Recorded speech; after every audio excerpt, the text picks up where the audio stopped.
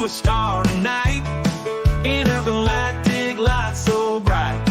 Dakota show so out of sight. Blast off now, take flight.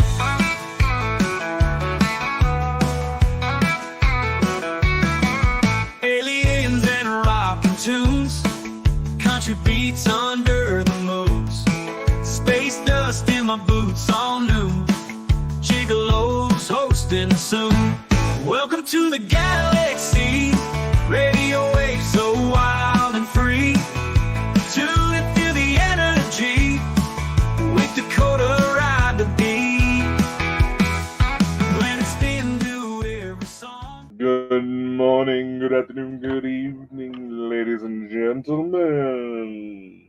My name is Dakota Francis, and I am the Intergalactic Gigolo. Hello. I don't know. Sometimes Dakota gets found in a rather goofy mood. Today is, well, I should specify. The date of recording is July 30th, 2024. It is currently 8:48 in the morning for me. I hope you all have had a fantastic weekend. Did you go out and do anything fun? Did you go camping, spend time with loved ones, see a movie? What y'all been up to? I feel like with this pre-recorded format, we don't give enough chance to really check in on one another. You know what I mean? But I think you're probably saying, well, Dakota, why don't you do it live from time to time? Maybe I will. Maybe I will. Just gotta work my schedule. You know what I mean? At least since December, since I had a baby come into my life, my little niece, as a lot of you know, I've been quite busy. And I've also been in a position where, can't help but sit back and rethink what I want to do with life. You know what I mean? Any of you ever get that sensation? I imagine you have. Just right now I'm at a time in my life where certain things have started to come into fruition, things I've truly wanted. Maybe not in the exact format I was hoping for, but all in due time. Now, I wasn't hoping to try to help my sister with a kid at this point in my life. It's not that I wasn't expecting it, given the type of person she is, but at the same time, being that I've been somewhat of a surrogate father figure for the child, it's put me in a spot where I've really started trying to reevaluate things. What it is I want in this life, what it is I want to do in this life, the types of people I want to associate myself with, and what all I've wanted to do with Bald and Bonkers as well. Which, between that, all the crazy conspiracies going on in the world right now that, quite honestly, aren't necessarily conspiracies anymore. And how should I put this? Well, the fact of the matter is, we're at a point in life where much of what we thought was real is proven to be false. Much what we speculated to be real has turned out to be true. And much of what we see being passed around, we can't necessarily tell if it's fact or fiction. What am I talking about? Well, in this particular episode, like I mentioned in the last episode, it was my original plan for episode number 3, then all the technical issues came about. I'm talking about the use of artificial intelligence. Before we get started on this topic, I want to hear your thoughts, ladies and gentlemen. What do you think? Either put it in the comments, put it in the chat, however you feel comfortable. I would genuinely want to hear your thoughts. What do you think about the use of artificial intelligence? Is it good? Is it bad? Does it pose a threat? Are we walking the line of having Skynet come to fruition? Are we giving more over of the human experience to technology? Will creativity start to atrophy because of it? Let me know what your thoughts are. Let me know what your thoughts are, because I feel like this is a discussion that really needs to be had. Now, personally, while I do understand that certain creative positions have been compromised due to the sophistication and overall ease of access and ease of use when it comes to artificial intelligence programs, making it easier for small-time crews like myself to compete with a lot of the big names, it does pose some ethical issues, simply because of how people use it. One such example. Let's talk about the gaming industry real quick.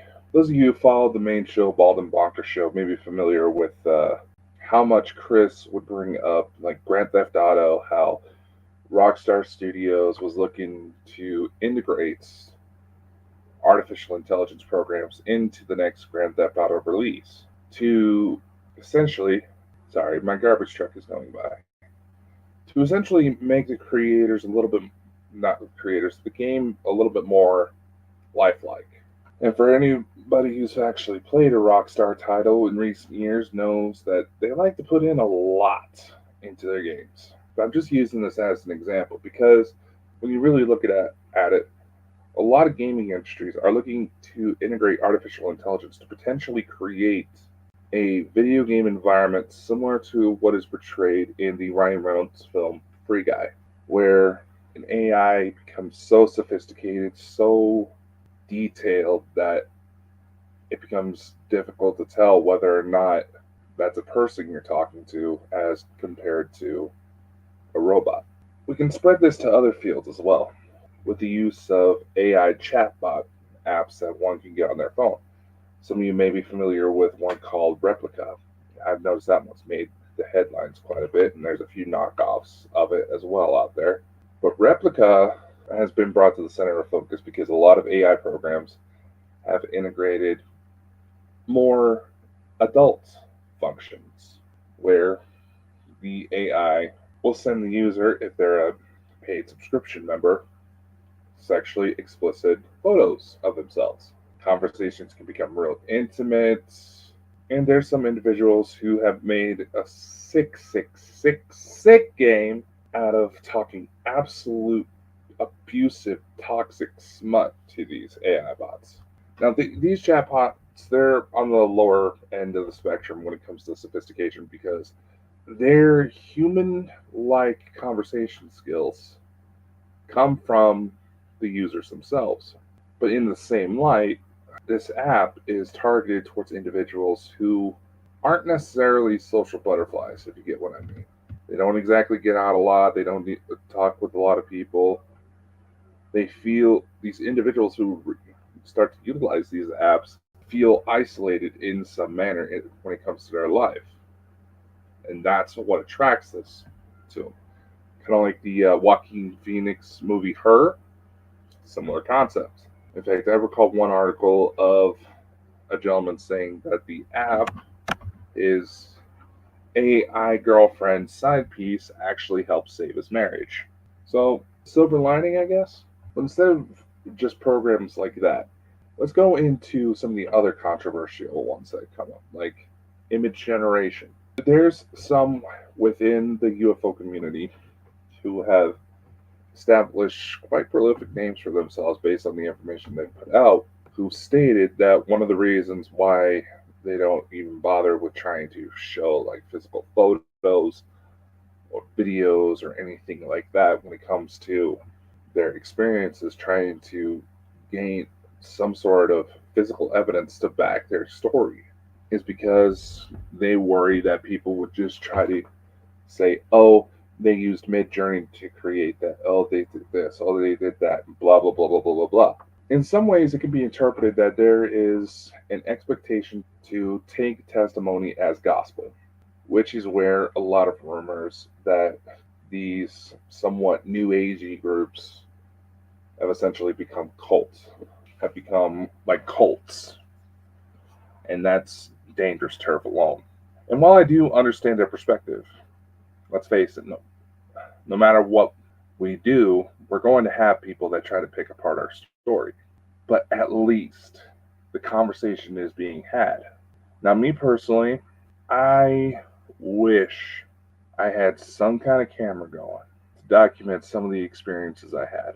I literally have cameras pointed at me, recording 24/7, facing my bed in the event something happens.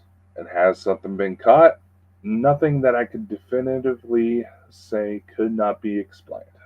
I will say that right now. There were a couple moments where I feel like something was caught, but then the second I go to review it, I don't know. It's just, it It feels like whatever image I saw in that moment is gone. Now, there's some people that'll try to say, "Oh, well, Dakota, that was probably because they just wanted you to see it. They didn't want to be broadcast out." And maybe that's the case. But my big thing is, and this primarily comes from the fact that I grew up around law enforcement, and there was a bit of an environment where I was not being taken seriously unless, when it came to some rather serious allegations, I was trying to reach out to get help with, which I won't go into detail at this time. No one would hear me out until I started recording. And I made sure that whatever I was trying to focus my attention on was so caught up in what they were doing that they wouldn't have realized until it was too late. And yes, this was so. In this particular instance that I'm mentioning, this was in regards to some rather abusive behaviors, to which, here in the state of Idaho, it's a one-party consent state, so only one side of the conversation needs to be aware that a recording is taking place, which is, in the lawmaker's perspective, a measure to allow people to document potential abuses in the workplace. Or at least that's how it was explained to me. But in regards to the UFO phenomenon, we have to realize that, and I'm not kiboshing anybody as far as how they decide to approach the subject, but we have to realize there's still this fascination with seeing a potential extreme in life. And what do I mean by that? You get this behavior from doctors, from soldiers. You see this in just about every single kind of environment. Even people who are open-minded when it comes to supernatural stories and would likely believe you if you were to recite the story. There's always going to be that extra emphasis, that extra little adrenaline rush if someone says, "You want to see the video?" I mean, think about it. I told a story of a recent sighting I had. I wish I had some sort of camera going on because it was amazing to watch. Where I was walking around outside. It was a little after 3 o'clock in the morning. I was on the phone with my girlfriend. Some things were going on. I was telling her about things that were happening, and bless her heart, she was trying to, be emotionally supportive of what was going on. We both have kind of hectic work schedules, so we're awake at weird times. But that's all. That's all I can go into about that. But anyway, as I'm on the phone with her, I look up towards the moon. It's a full moon, beautiful sight. All of a sudden, I see this streak of light. Now, immediately, my first thought is, wow, a shooting star. Beautiful. Make a wish. But then I realized something. It quickly zoomed in. From my perspective, it looked like it was just above the moon, it may have even come off the surface of the moon. That was just how it looked from my perspective. You see it zoom in, brighten up, then it physically slows down. It's still traveling in the same line of direction, moving from right to left. I see it fly through the air for about 5 seconds. Then all of a sudden it gets brightened up. It brightens up yet again, then darts away. And I'm just like, oh my God. Even my girlfriend, as she's on the phone with me, she hears the change in my tone.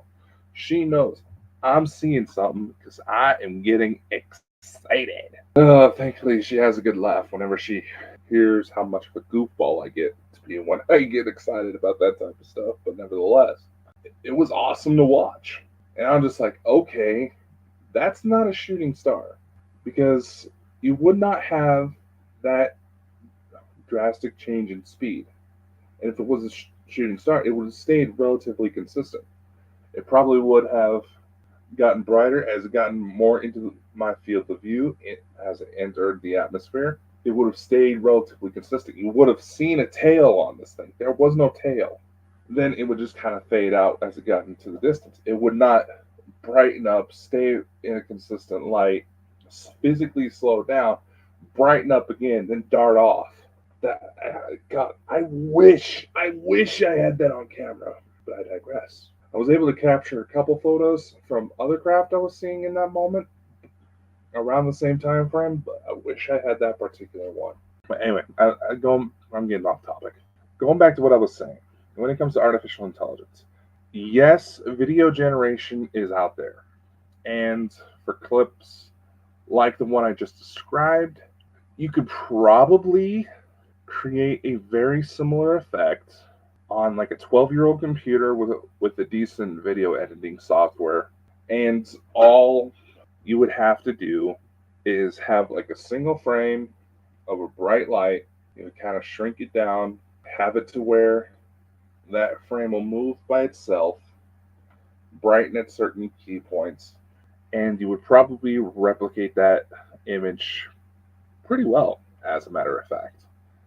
And for a few extra, bonus points to make it even look more realistic, there's probably going to be some people that are saying he's describing how he fakes it, blah blah blah blah blah. Dakota's a fake. Dakota's a fake. No, I'm someone who knows enough about video editing, who makes active efforts to try to figure out how things can be faked, so I know what to look for. And I want to pass this information along. But as I digress, if you wanted to take footage like that, as I just described, where you just have a shot of the sky, then you just basically cut and paste a small bright light and have it, just kind of drug across the screen, you could probably replicate that video I described earlier, where it seemed like it was shooting off from the moon, pretty well. And you could probably gain a few bonus points, if you will, by somewhat reducing the quality of the video, of the finished product of that video, so that way everything blends better, if that makes sense. I'm trying to describe this in a way that I know that people who aren't familiar with the video editing process will still be able to understand. When it comes to AI video generators, they're not quite there yet, or at least the programs I've been able to gain access to. As far as that Sora by OpenAI, the same company that put out ChatGPT, I would love to get my hands and experiment on that because of how sophisticated it looks, just to see. But as far as what's readily available, nothing can really replicate that. And for the UFO videos that are legitimately created using those programs, you can tell. You can tell.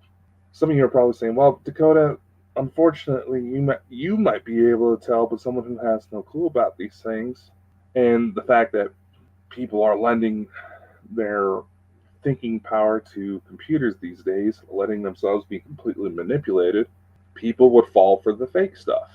And you're right, they would. And there's nothing we can really do about it because people are the ones that have to make the active effort to spot these things. But let's go into image generation programs. Say there's one like Dolly, there's Midjourney, there's quite a few of them out there. And you can get them on your phone relatively cheap these days. Because of how popular they're getting, a lot of the companies behind them have started to push paid subscriptions in order to be able to actually use them. But these programs are still easily accessible. And by extension, the problem of deep fake pornography is also a major topic of discussion because of how easy these programs have become accessible. A few of the obvious signs to tell if an image has been faked, say if it's supposed to be an image of an individual, is if there's obvious physical deformities that that individual does not have. Say, extra fingers or an extra torso, things like that. Now, a lot of the programs have actually gotten to be a lot better about making the images a bit more sophisticated, making it harder to spot whether or not they're able to tell. There was someone who, on one of the shows, commented that, oh, you'll be able to easily tell if it's AI if you don't see any aspect of the soul. Come on, dude. I want to get into that particular argument a little later, but let's finish up when it comes to the AI deepfakes. And a lot of people, and this is something I want to bring up because a lot of people have noticed that with Kate Middleton as an example, Joe Biden, and on a few occasions, Donald Trump, some of the public videos that they have put out show obvious signs of being made using artificial intelligence. The lighting of the figure itself does not match the scenery. There's extra teeth involved. And one other thing that they started to slowly implement, and this is actually fascinating to me. Just learned about this the other night, is that they have started to utilize the same technology to find galaxies in the night sky, to measure the brightness of galaxies in the night sky, to look at the eyes of AI generated images. And what do you mean? What do you mean? What do you mean? How does that help? Well, honestly, when I read through this article and it explained how the process worked, as I read through it, in retrospect, it seems so godforsakenly obvious that I felt a little silly not picking up on it sooner myself. But if you want to see if an image is generated by artificial intelligence, whether it's through video or a photo. Now, again, like I said, one of the quickest ways to obviously tell if an image is faked is if there's physical deformities, identifying marks as, freckles, moles, things like that, tattoos even, are either missing or in the wrong positions or just flat out wrong altogether. Those are some of the easier ways to tell, and some of the quickest defenses for people who have been victims of deepfake porn. But something that a lot of people may not think about. Okay? And I want people to listen to this closely in case they or someone they know believes that they have been a victim of deepfake pornography. And this will help you point out that it is faked and potentially save you. Okay? I want you to listen. If you believe there is an image that has been AI generated and there's no indications of any strange tattoos or lack of their tattoos, there's no extra fingers, extra toes, or missing limbs or any extremities that are just physically impossible to have on the human body unless the human body was somehow in a serious accident. I want you to look in the eyes. Not to try to see if you see soul there, because let's face it, there's a lot of people out there who are so dependent on pharmaceutical drugs that it seems like the light of the soul is turned off and they are just fleshy animatronics at this point. They have no real function in their brain. But I want you to look at the eyes. Specifically, I want you to look at the reflections of light in the eyes. Because if an image is genuine, it is a genuine photograph, it's not AI generated, the lights in the reflection of the eyes should be the same. They should reflect the same light sources and only having a very, very slight deviation between each eye. And there may be a smart ass that comes and say, well, what if the person only has one eye? To focus on what I mean. Okay? Look at the eyes. Look at the light in the eyes. Oh, what if it's a dark picture? Same concept. Look at the light of the eyes. If the AI image generation programs, they're not very good at mapping that out. Yet. Keyword emphasis, yet. Capital Y-E-T, yet. These programs are getting good. Just think about it. 2 years ago, if you wanted to produce a deep fake and slap your face to an actor in a movie, you would have to take photos of your face, of every possible facial expression that you can make, at every possible angle. Whereas compared to nowadays, all you have to do is just take a singular photo straight into the camera. So just think about it. Just remember that aspect for now. This is rapidly developing technology. And there's a couple other things I'm going to bring up here soon. But if you want to spot potential AI fakes, watch for the lights in the eyes of a human subject or an animal at that. Chances are the AI would not have processed it that well. The eyes are not a strong area for these programs. For quite a few of them, as a matter of fact. Now, in some instances, you may be dealing with an image that's AI generated that doesn't have a human subject. Same concept. The lighting in the image isn't necessarily going to match how it should. You're also going to have the problem where the proportions of the body are going to be slightly off.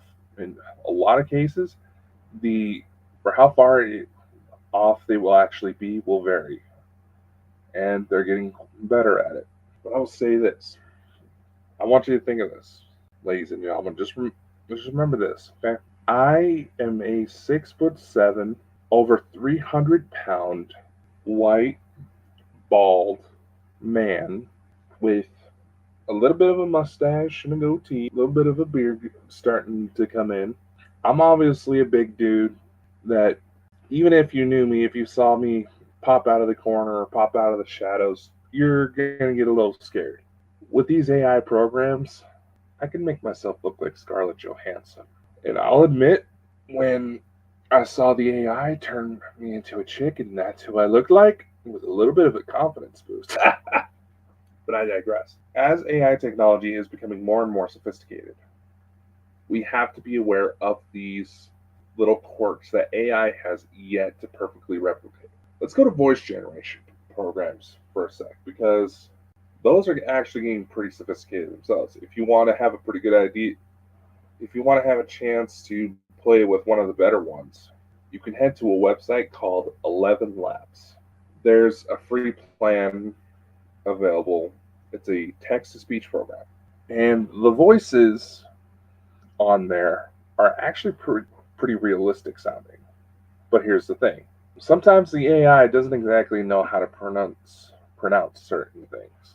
And there may be unnatural pauses in the speech. You can tell if there is a there's an AI running the voice program by the fact that there's unnatural pauses in the speech, as well as it being relatively monotone. A lot of these AI programs, they don't really, they're getting better about it, but they don't really know how to reflect different inflections and emphasis on certain words when it comes to human speech, to depending on whatever the circumstances may be.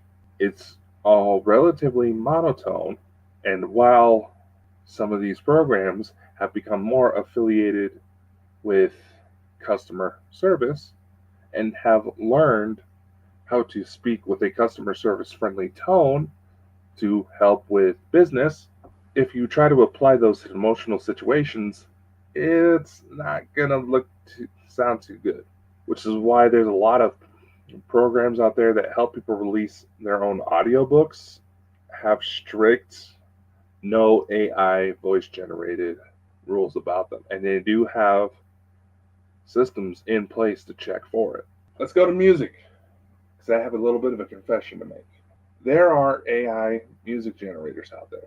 And what of a lot of the popularity behind these programs, especially comes from content creators who cannot afford proper licensing for the songs they want to use. They're not exactly happy with some of their royalty-free options out there, like Kevin MacLeod, who, let's face it, who hasn't utilized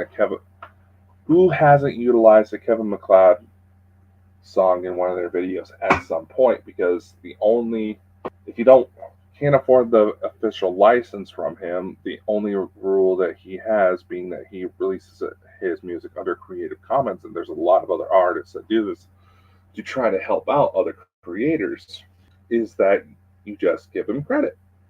Simple as that, right? Well, a lot of content creators aren't necessarily happy with the selection, so there's AI music generators out there. One popular one is called cassette.ai. I've used this one myself on a couple of occasions. And basically, you just type in how you want the music to sound, hit generate, and it'll produce something for you. Or a little handy feature that it has is that you can actually you can link a YouTube video or upload a video to the AI, and the AI will actually analyze the video for you and compose an original piece based on that video itself. Remember how I said there was a little bit of a confession? Remember a while back when I said that Bald and Bonkers had its own band now? Well, I'm sorry for lying. I was decided, I had decided to try to use you, dear audience, as sort of guinea pigs to see how far I could take these AI programs. And here in the near future, I don't know exactly when, I will show you all some of these programs through a Bald and Bonkers Network Academy course. But these are things that you will want to monitor pretty closely because there are lawsuits currently involved. The exact status of those, I do not know. It seems last I checked, these lawsuits were just recently filed on speculation that these programs utilized popular songs from several major record labels without the record label's permission.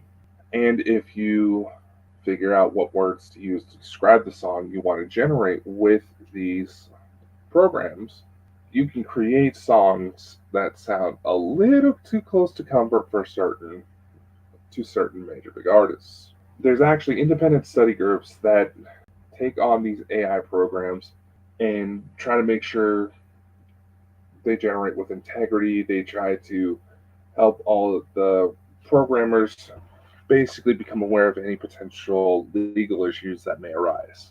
And with the findings of this, some of these music programs have actually faced lawsuits and have changed up their systems just a little bit, but they are still very much active.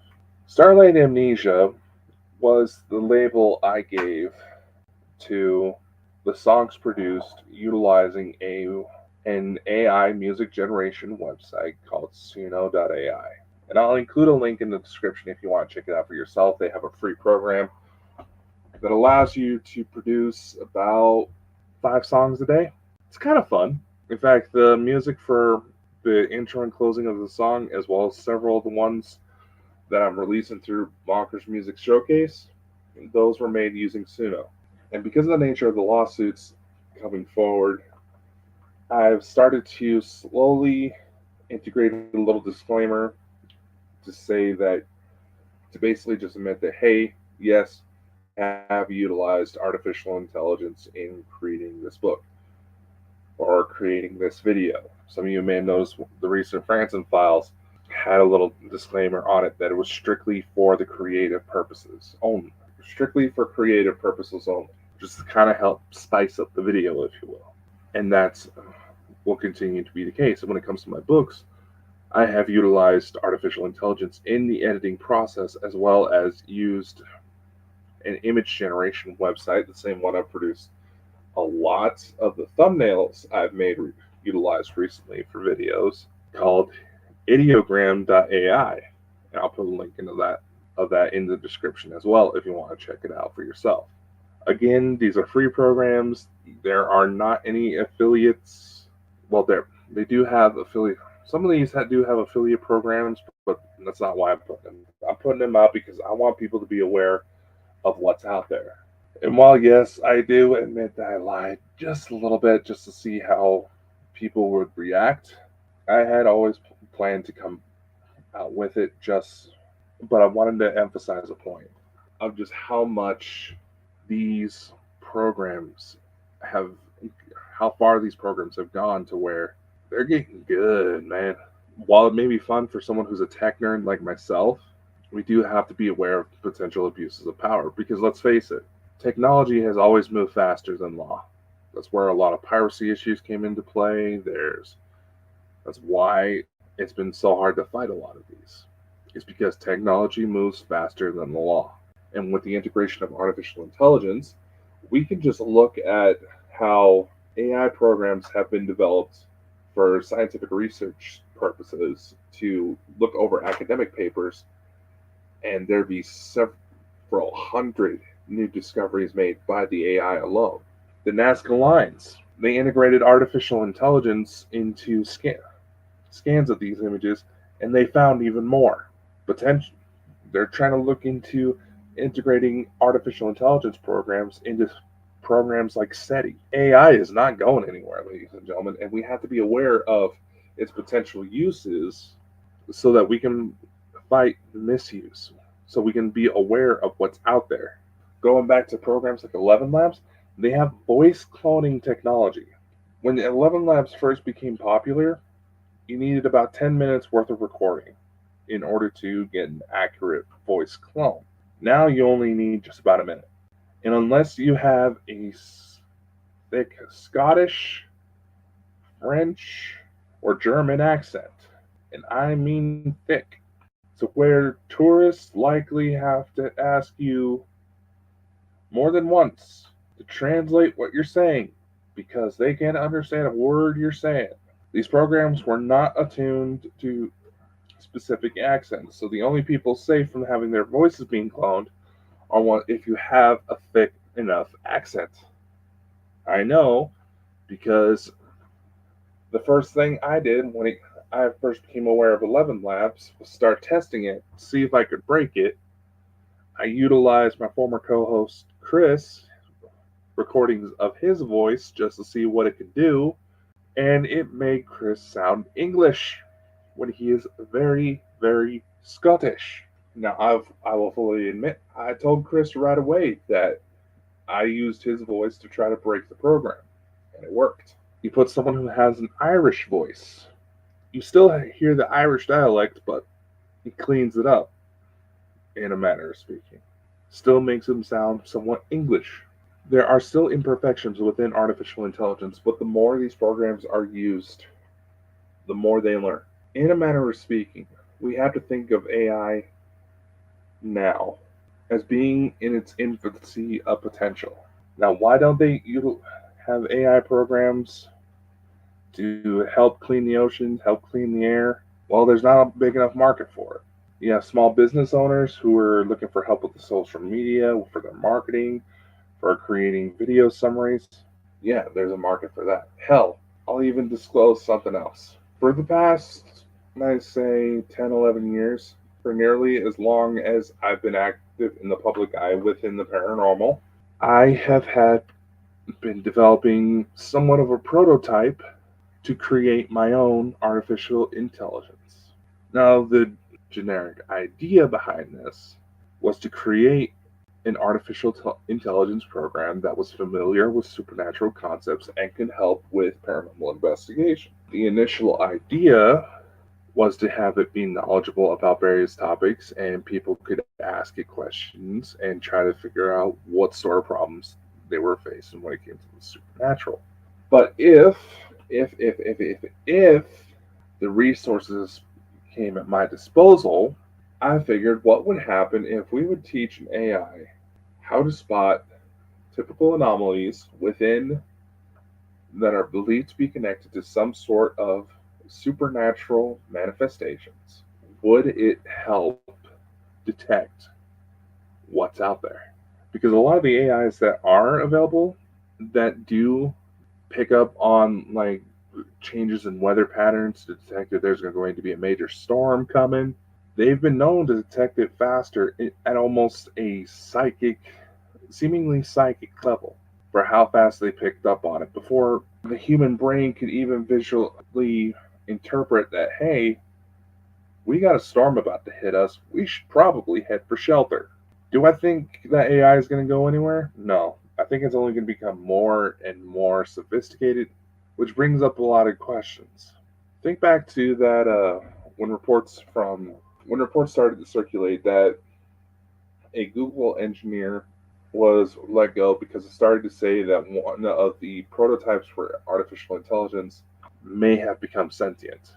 And its level of understanding, its level of being able to process and deal with human emotions, the way he described it was like it was a 6-year-old who could understand quantum physics. That's how the program behaved.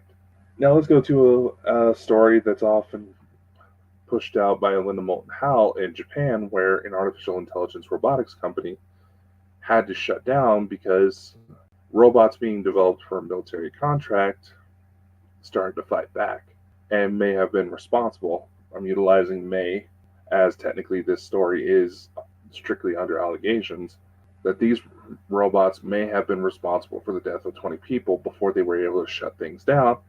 One of the robots managed to isolate itself, was linked, had established an uplink with the internet, and they found later, was trying to learn how to make itself better, how to make itself stronger. Let's also look at the video that circulated where a robot essentially committed suicide. This was not a military contract one, probably could have been used as such, but it was simply on display. And the robot itself was simply programmed to take boxes off of a shelf and move it onto like this conveyor belt. And after a while, all of a sudden, this robot just drops. When they took it apart, they went to analyze what happened. They had found out that because the robot was tied to such a repetitive task, it pulled its own plug. Let's take the Will Smith movie to kind of close out the discussion on this. Let's take the Will Smith movie, I, Robot, where if you haven't seen it, please do, but the movie's pretty old right now, so kind of spoilers ahead. Where the plot of the movie centers around whether or not a robot that was essentially given enough processing power to think and behave on its own like a human being. Many technological experts argue and warn that if we were to quantify from 0 to 100 sentience in robotics, we're roughly at about 3%. And given that a lot of these programs are utilizing what humans put into it. And think about everything, good and bad, that humans may be up, that anybody could be up to behind closed doors. Think about, and I know there's a lot of people saying, well, we want to keep the frequency high. Well, we also got to acknowledge that there's still some fucked up shit going on in the world. And simply ignoring it is not going to make it go away. Think about the things that people do behind closed doors, things they may research. Think about how it's always the quiet, nice individuals that seem to just snap and commit horrible atrocities. Think about the mothers who suffer from extreme episodes of postpartum depression, that they contemplate taking the lives of themselves and their children. Think about the people who openly go online bragging that they abuse, that they harm robots just because they're robots. Think about how quickly prejudice is formed just because someone has a difference in skin color. Now, a robot uprising would probably be one of the quickest things to get humans to come together. That's why Ronald Reagan would always tote the line, imagine what could happen if the world was faced with some alien threat from beyond this world. Some could argue that Reagan's statements can be taken in a metaphorical sense and not necessarily from a strictly extraterrestrial potential of how quickly people can unite when they realize, when they're under the belief that everyone is facing the same threat. And for those questioning my logic behind that, we had a very recent event in history that shows just that, how much people can actually have the potential to come together. Think about the beginning days of the COVID-19 pandemic. In the very beginning, how much people tried to help each other out. Now, granted, it could be argued that it was because we were all led under the belief that, we put up with this for this short amount of time, we're fine. Think about how people were willing to be there for one another, to reach out to their loved ones. Think about how steps were taken to help people who may have just had babies, make sure that they could get formula, they could get diapers for the children, because they couldn't leave the house. How much people were willing to help each other out.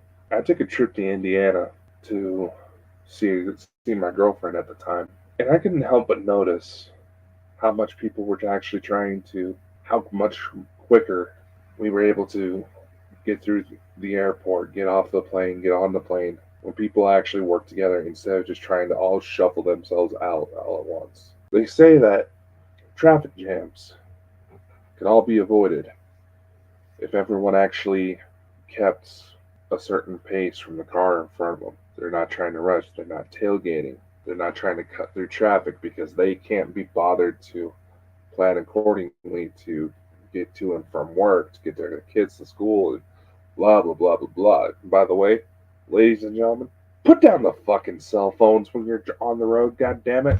Well, what if there was an important message? Well, shut up. If it's truly important, that person will call. One, two, if they're texting you to say that someone's in the hospital, the last thing they want is another one of their loved ones in the hospital. I'm just going to put that out there now. Maybe we need an AI to start shutting that shit down. My God. The point of the matter is, while yes, it can be argued that the development and the focus on what sort of damage that artificial intelligence could potentially do to the public, it can be argued that it's being pushed because of how much is coming forward about politicians, and they want to try to be able to say, oh, those images aren't real, that's AI, and get the general public to shut up and focus on something else. It can be argued that that's very much the case. But AI is just a tool, ladies and gentlemen. It's neither good nor bad. It's the one holding it that decides where it goes. And completely getting rid of it probably will not take place, will not fix any of the issues that have come up because of it. Because we see it all the time in just about everything we hold, from the cell phones to computers to social media. It's everywhere already. But let's do more to be knowledgeable about the world around us. Let's not just try to make things up as we go and just hope that something sticks. Because the more we do that, the more we're taking advantage of. I hope that all made sense. Maybe I should let an AI record some of these shows from time to time. Anyway, that's all I have for you today, ladies and gentlemen. See you next time. Ride the beat, when it's into every song.